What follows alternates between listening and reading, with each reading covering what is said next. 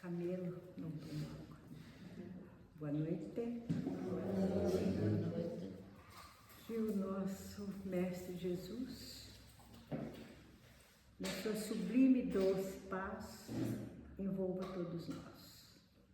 O momento espírita que acabamos de ouvir constitui fundamentos para a exposição doutrinária desta noite, onde nós vamos conversar sobre um tema que sempre inquietou o coração humano: o céu e o inferno, castigo eterno ou o estado da alma. Onde nós vamos procurar mostrar a posição da doutrina espírita sobre esse tema, uma vez que o homem sempre se preocupou com a sua destinação após a morte. Para onde vamos ao deixar a terra? Existe o céu? Existe o inferno? Deus castiga os seus filhos? São perguntas profundas, são perguntas humanas, são questionamentos que nascem justamente da dúvida, da nossa vontade de entender o nosso futuro.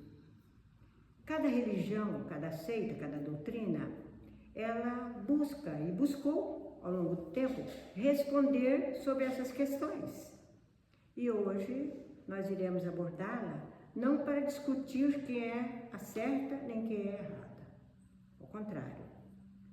Mas nós vamos aqui refletir como que a doutrina espírita compreende essa temática, procurando situar Deus não apenas na ótica da justiça. Nós vamos situar Deus neste tema na ótica do amor e da misericórdia. Como Deus age com os seus filhos em pecados, em desvio de rota, em desvio de caminho. Há algo no íntimo de cada um de nós que grita que a vida não termina com a morte. É um sentimento natural do ser humano.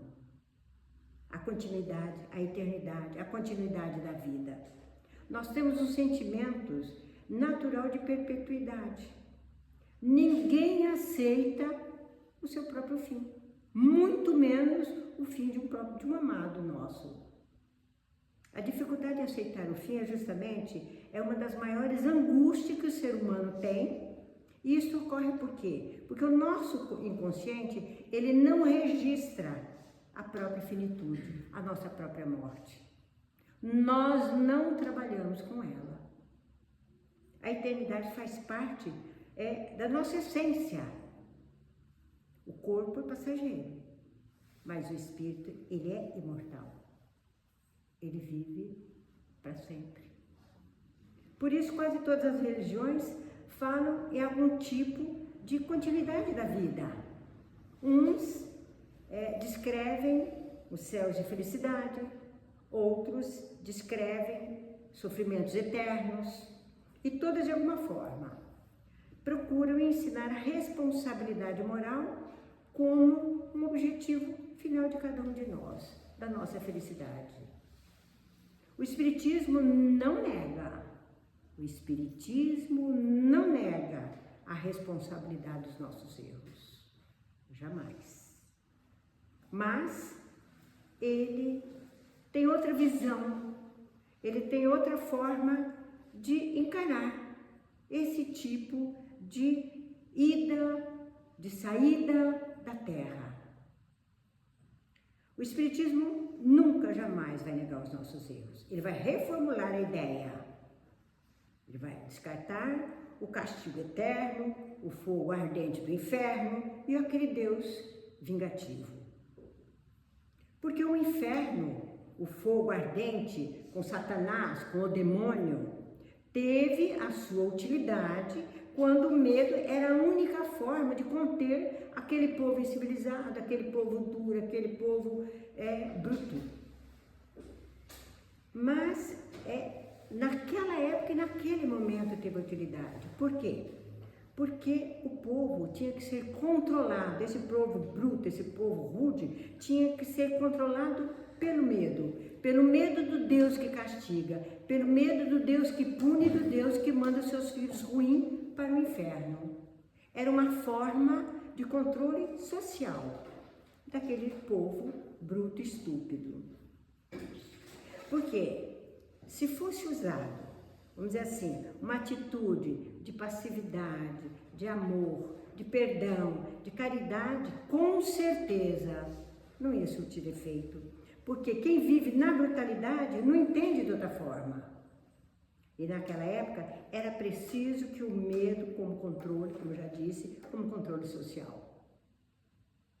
O povo bruto tinha que ter medo de um Deus que castiga. Tinha que ter medo do Deus que ia lhe enviar para o inferno. A teologia tradicional vê o pecado como uma ofensa a Deus. O Espiritismo ensina que Deus não se ofende. Deus não julga. Deus não pune. Deus não castiga, muito menos envia seus filhos para o fogo ardente do inferno. E isso não condiz nem com a bondade, nem com a misericórdia do Deus que nós aprendemos, que é o Deus de bondade, é o Deus de misericórdia. O mal que nós fizermos a uma pessoa não é contra aquela pessoa que o fazemos, não é contra Deus que o fazemos, mas contra as suas leis. As suas leis é que vão nos cobrar. As suas leis é que vão dizer, e não Deus. São as leis que estão cunhadas no nosso inconsciente, na nossa alma. É essa lei que vai nos punir. Deus é perfeito. Ele não tem limite, ele não tem rancor. A essência divina é de amor, de justiça, de misericórdia, e não de ofensas e punições. Essa é a nossa visão, é a visão da doutrina espírita. Não são todas as religiões, como diz o outro, cada um no seu quadrado, ninguém está aqui para criticar, como eu disse no começo. Nem quem está certo, nem quem está errado. Nós temos que saber o que é que nós estamos aprendendo. É o que no momento nos interessa. Como vimos, a doutrina espírita, então, nos diz que Deus é perfeito, que Ele não tem limite. Deus é poderoso, não é rancoroso. Jamais enviará um filho dele para o inferno. Por que isto? Da gente julgar esse Deus rancoroso, esse Deus que ofende, é antropomorfismo. É a gente projetar no Pai, é nos projetarmos em Deus as fraquezas nossas, as fraquezas humanas. Nós queremos fazer de Deus a nossa semelhança e não o inverso. Nós é que somos semelhanças de Deus. Ele não tem os nossos atributos, Ele não tem as nossas ofensas, os nossos milindres. Deus é a essência do amor, da misericórdia. Aquele inferno, como vimos, a doutrina espírita não nega a existência de penalidades, mas a reformula e dá outra conotação. Aquele inferno localizado abaixo e o céu acima da terra já foram explicados pela física, já foram explicados pela astronomia, que não existe. Uma vez que a Terra, ela é uma esfera que ela fica girando em torno de si mesmo e em torno, fazendo aqueles movimentos que nós aprendemos, de rotação e de translação. Então a ciência demonstra cabalmente que no universo não existe o alto e nem o baixo. Mas que é preciso que a gente desista de colocar o céu acima das nuvens e o inferno em lugares abaixo da terra.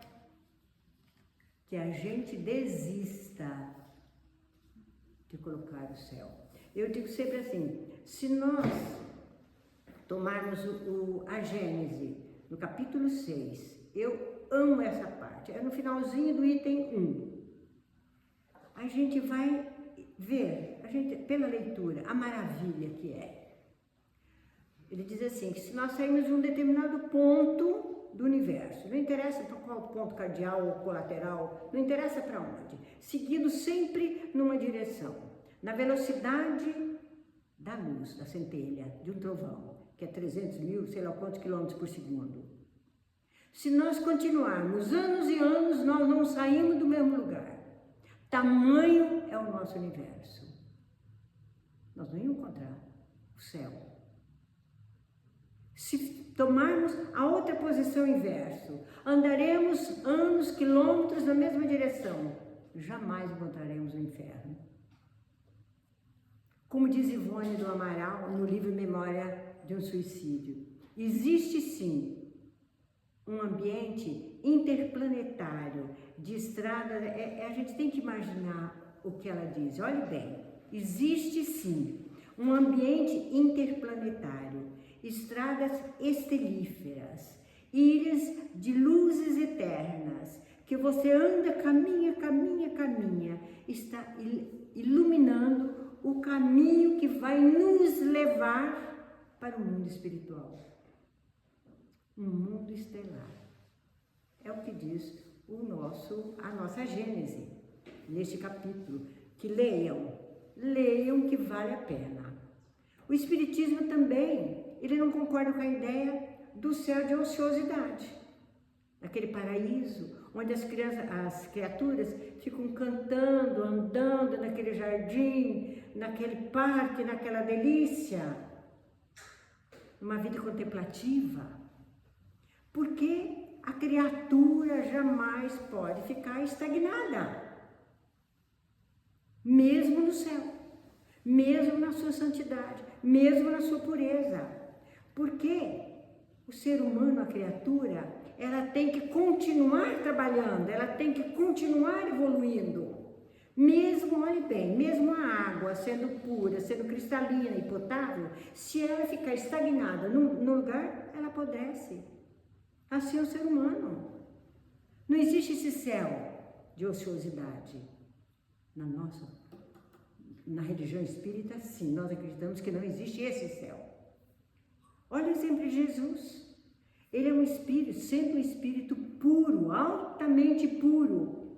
Continua trabalhando, continua evoluindo, e ele ele evoluiu e se tornou um Cristo planetário e vai continuar evoluindo. Ele está nos provando que ele não está numa vida contemplativa do lado direito ou do lado esquerdo do Pai.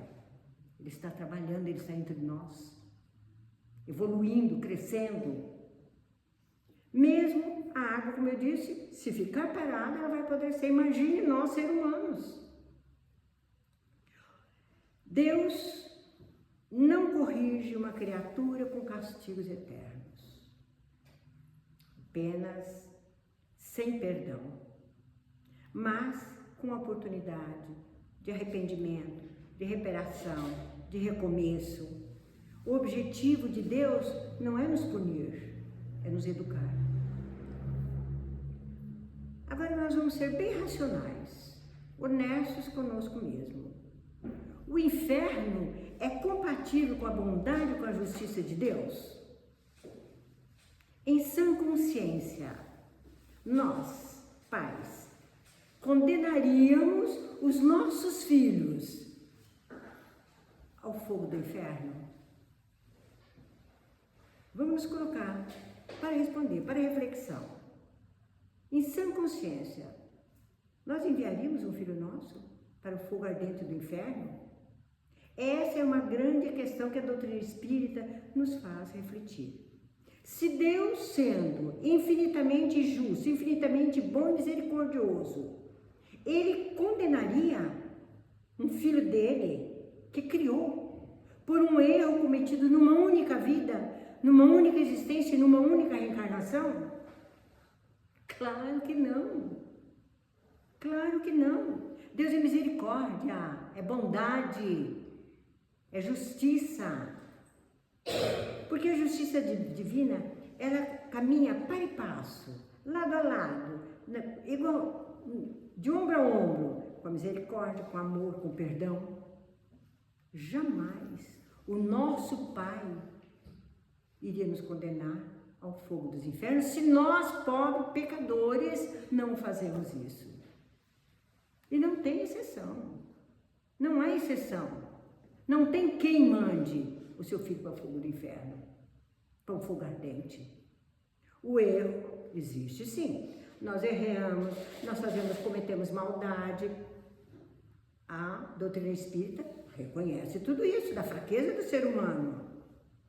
Ele reconhece. Mas, juntamente com tudo isso, com toda essa nossa maldade, com todos esses nossos pecados, porque o pecado nada mais é do que um desvio de rota, um desvio de caminho. Nós estávamos num caminho, nós desviamos apenas.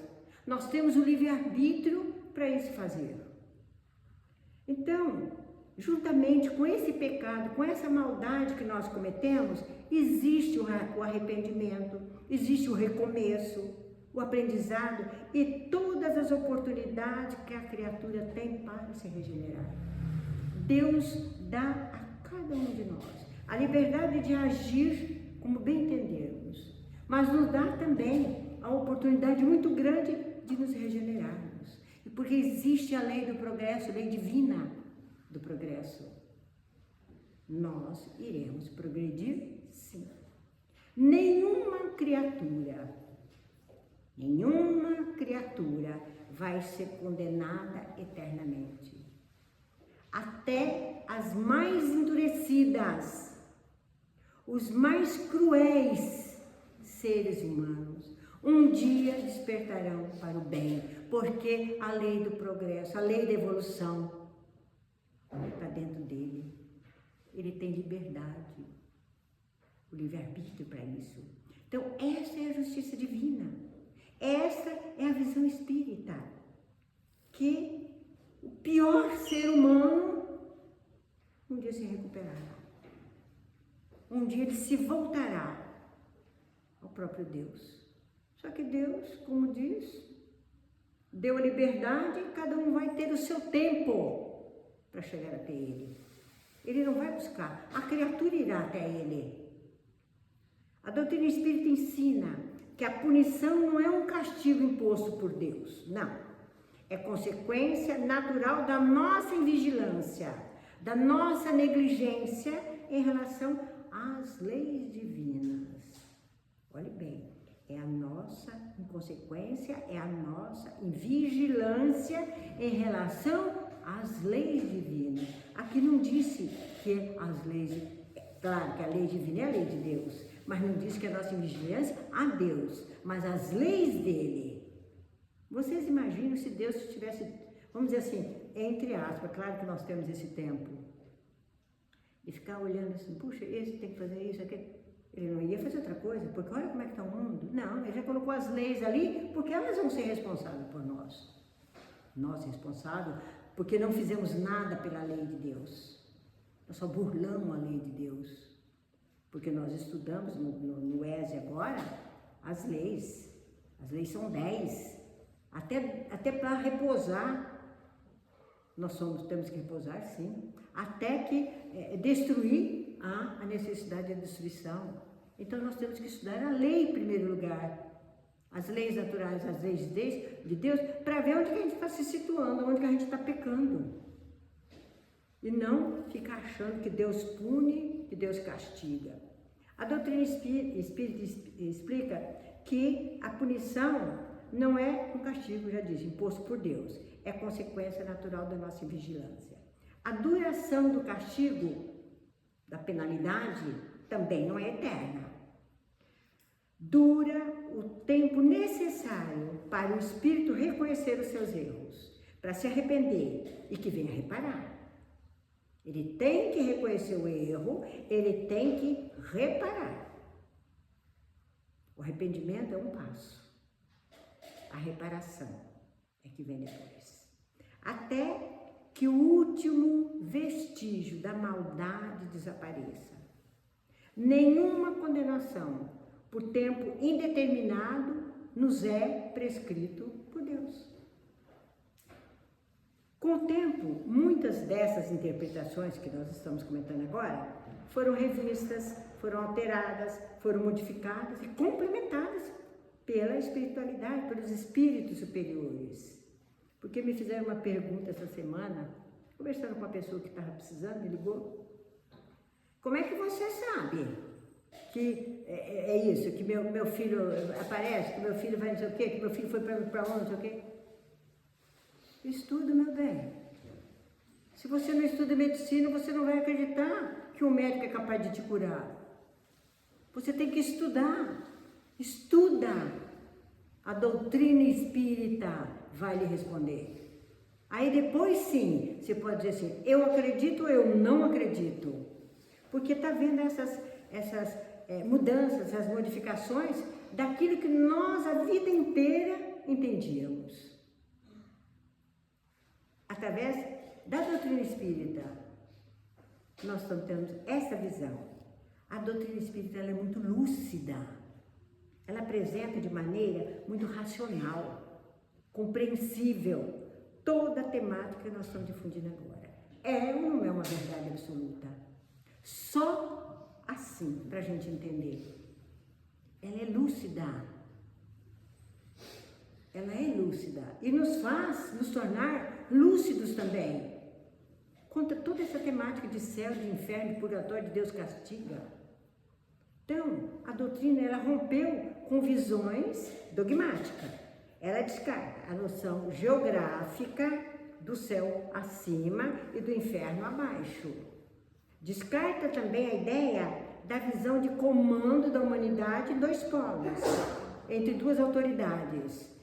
Ou seja, Deus governando o bem num polo e o Satanás governando o outro polo, o outro lado.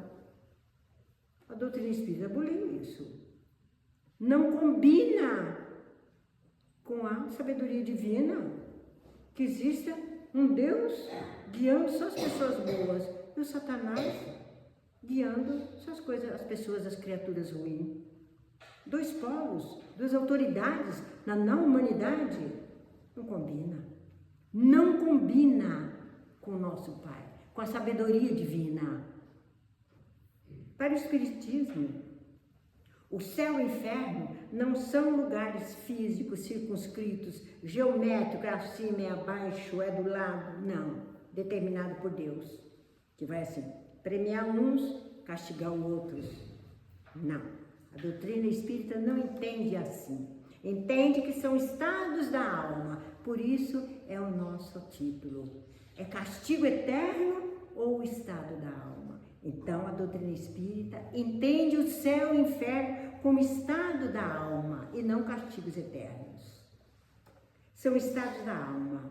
A criatura traz dentro de si o seu próprio inferno ou o seu próprio céu. Quem vive no amor, na paz de consciência, na tolerância, na prática do bem, vive o céu interior. Ao contrário, quem vive no ódio, no egoísmo, na brutalidade, em fazer mal para o outro, vive o seu inferno interior. Tá. Até agora nós falamos que os bons, segundo o que nos consta das teorias, que os bons vão para o céu e que os ruins vão para o inferno. Agora uma pergunta. E aqueles que não são nem totalmente ruins e nem totalmente bons? Vão para onde? Vão para onde? Isso quer dizer, talvez, que aqui está se enquadrando a maioria de nós. Quem aqui, dentre nós, poderá dizer assim com absoluta certeza: eu sou perfeito, eu sou bom, eu sou excelente, maravilhoso e vou direto para o céu? Ao contrário. Ou dizer assim: eu sou ruim, perverso, que mereço o inferno. Aqui dentro, ninguém. Ninguém é tão mau que mereça o inferno e nem tão bom que mereça o céu. Nós somos espíritos em aprendizados, em evolução. Nós temos qualidade, nós temos defeitos, nós somos... tem hora que nós temos as nossas imperfeições grande, grave, mas tem hora que a gente acerta, tem hora que a gente erra, nós temos os vícios, as quedas, os milindres. Nós somos seres humanos, nós estamos no planeta Terra, nós não estamos aqui em missão. A nossa missão é ser mãe, ser pai, não missão grandiosa. Então, a vida espiritual não vai dividir o mundo em santo e em demônios. Não é isso, não é por aí. Existem diferentes graus de evolução espiritual. Basta a gente observar no livro do Espírito a questão 100. Ali está a escala espírita, que vai falar todo tipo, toda a escala diferentes de espíritos que há na natureza. Mas então, a pergunta é, e para onde que vai a maioria das criaturas que não se enquadram no ruim e no bom? Para onde é que vão? Então, olhe bem, conforme os espíritos superiores, nós, que já que nós não somos nem tão maus nem tão bons, nós vamos para onde a nossa vibração vai nos atrair. Aí vai começar a apertar a nós. A visão espírita, na visão espírita, a criatura ela é atraída naturalmente para um ambiente que vai combinar com a sua energia, com a sua vibração e com o seu grau de evolução. Nós vamos entendendo devagar. Cada imperfeição que não são trabalhadas aqui na Terra, elas são fontes de sofrimento lá no mundo espiritual. Não por castigo divino, isso a gente tem que bater sempre na mesma tecla, mas divisa o peso do pecado que a alma impura carrega consigo. Todas as nossas maldades, fica aqui. Não pensem que nós vamos esconder, não. Todas as nossas bondades estão aqui. Ninguém também vai mesclar, vai sujar. Não. A alma leva com ela exatamente o que ela cultivou na sua vida, as virtudes e os seus defeitos. Para onde? Para o lugar onde a vibração atraía. Estamos entendendo? Espíritos com pensamentos, com gosto, é o que disse o momento espírita. Os espíritos com pensamento, com gosto, com sentimentos parecidos, se juntam e formam grupos na espiritualidade. Eu sempre brinco que eu digo assim, meus irmãos jamais estarão junto com a minha mãe. E nós vamos ver que pode estar até no mesmo bairro, mas não está no mesmo lugar, no mesmo local. Porque minha mãe era fora do comum. E já os filhos nossos, cada um que consegue... Bom, deixa para lá. O ambiente espiritual, ele é moldado pela força mental, pelo padrão vibratório da criatura, pelo chamado processo de plasmação. Vamos entender. E é toda uma infraestrutura da espiritualidade.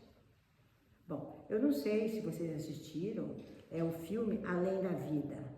Assistam. Se não assistiu, assistem. Conta a história lá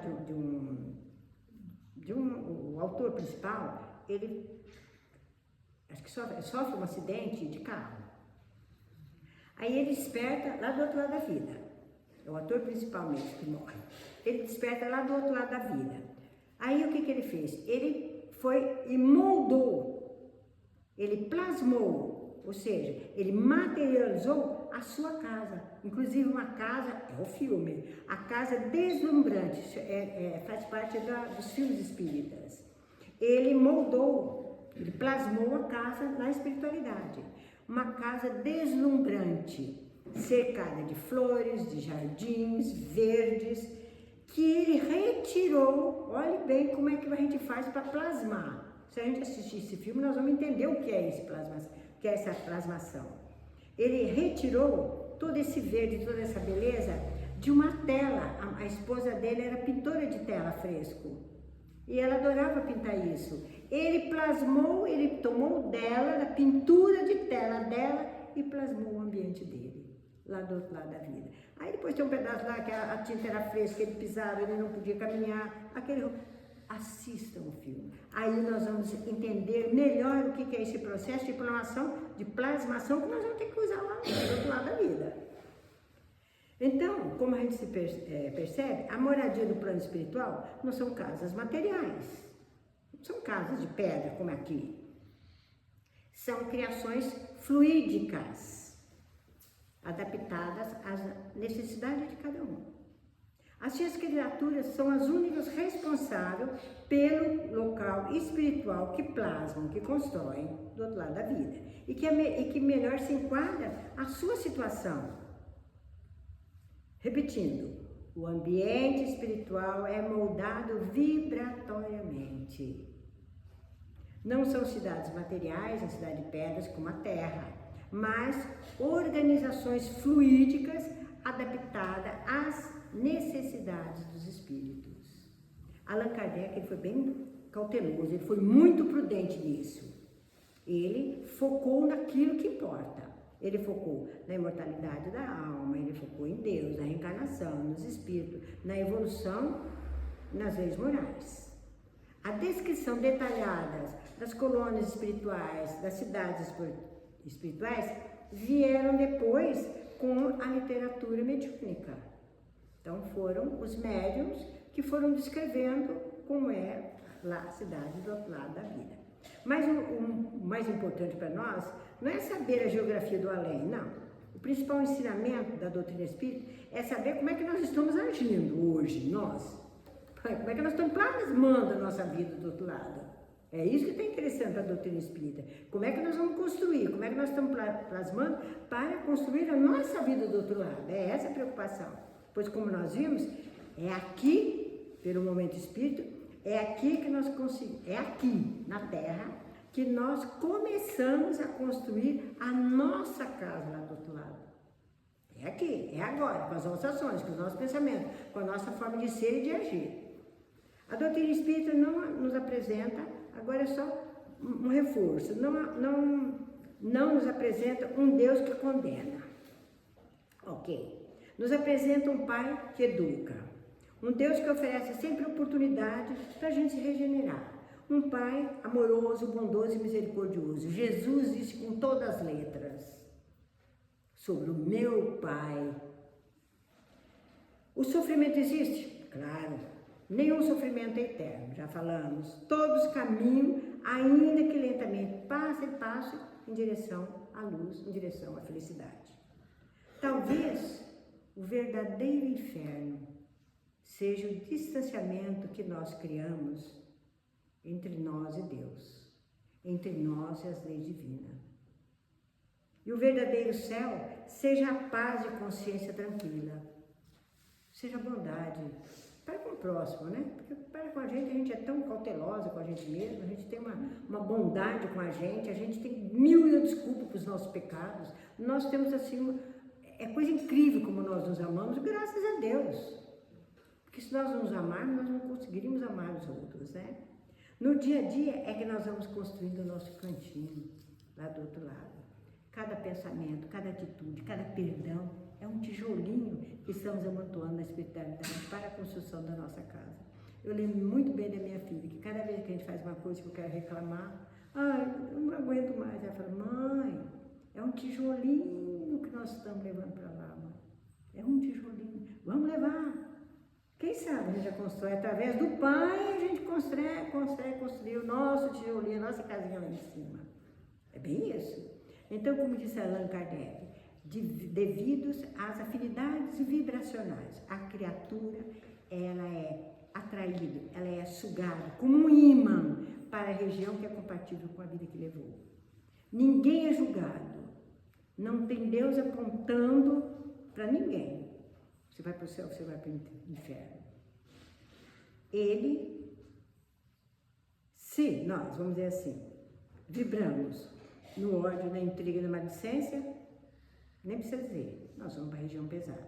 No amor, na bondade, região leve. A criatura não vai para o céu, vai para o inferno geográfico, porque Deus mandou não, é por nós mesmos. Então, para nós concluirmos, no livro dos Espíritos, na questão 1012 ou 1018, diz o seguinte: já existem os bairros coletivos. Não, quer ver uma pergunta que eu fiz? Eu tive uma dúvida e eu perguntei. A última dúvida minha. O espírito, quando chega lá do outro lado do mundo, ele já encontra o lugarzinho dele lá, aí começou a construir aqui. Ele já encontra o lugar pronto lá? Essa pergunta que eu fiz, eu fui procurar no Livro dos Espíritos, eu fui procurar na Revista Espírita. Nós já encontramos lá, uma vez que nós estamos plasmando aqui? Aí o Livro dos Espíritos, a questão 1012, 1018, diz o seguinte: já existe na espiritualidade bairros coletivos, criados e sustentados pelo pensamento de milhões de espíritos que vibram iguais. Ninguém constrói isso sozinho, é uma coletividade. Todo mundo que pensa igual, constrói igual e sustenta lá em cima o nosso bairro. Mas a igualdade de pensamento coletivo é que vai plasmar o bairro, a rua. O espírito depois, quando ele vai para o outro lado da vida, ele vai plasmar, ele vai construir o seu canto, a sua casa, o seu ambiente particular. Entenderam? Na questão 1012 a 1018, vocês vão achar a resposta. É o bairro, está construído lá em cima. Nós vamos construir o nosso cantinho, tá lá. Meu terreno está lá no bairro das Flores, no bairro sei lá de que, das quantos, dos espíritas, dos motoqueiros, sei lá o que, está lá construído. Aí eu vou dizer, dá licença, eu comprei um terreno aqui nesse bairro. No bairro que eu plasmei. Aí eu vou construir o meu canto. Os espíritos de nível evolutivo e afinidade semelhantes, de modo de pensar e de agir, nos gostos e nos sentimentos, vão se juntar e vão ficar ali juntos. Já deu a nossa hora, já até passou, e nós vamos deixar uma frase para a nossa reflexão. É a frase que o Momento Espírita eu achei lindo. Não espere morrer para ir para o céu. Construa o seu céu na sua consciência, na sua alma, e viva nela desde já. Boa noite, vamos assistir o jogo.